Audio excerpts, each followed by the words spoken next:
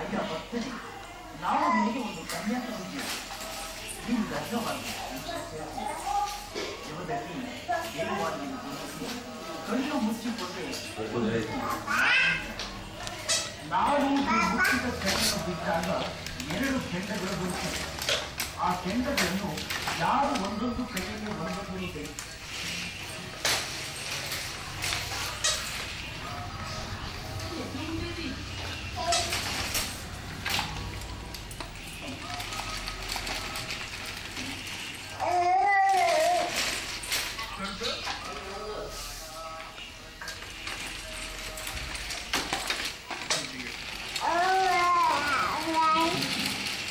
కాబట్టి ఆ అమ్మవారికి ఇష్టమైనటువంటివి చాలా విశేషమైనటువంటి జీవములు.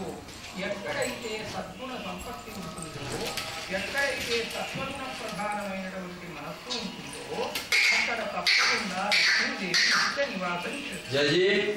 కాబట్టి అమ్మవారి సేవించేటువంటి విధానాలలో సద్గుణ సంపత్తి కలిగి ఉండటం ఒక ప్రత్యేకమైనటువంటి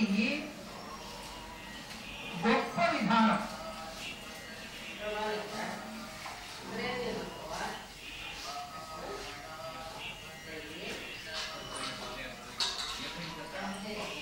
ప్రజలు బ్రహ్మరథం పట్టారు.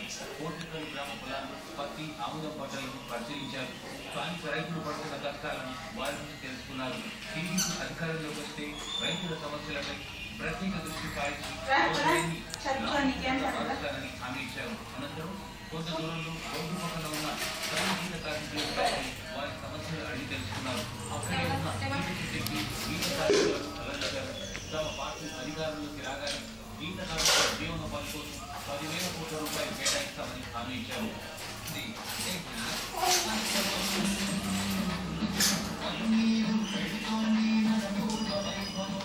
అనంతరం గాలిలో మహిళా రైతులతో విసిరించారు.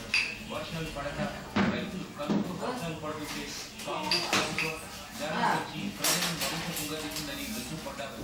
పంటలు పండక బీడుగా మారిన భూమిని ఎండిన వేరుశనగ పంటలు పరిశీలించారు. అక్కడి నుంచి కోటికల్ గ్రామస్తులు ఊరి బాబుకు ఘన స్వాగతం పలికారు.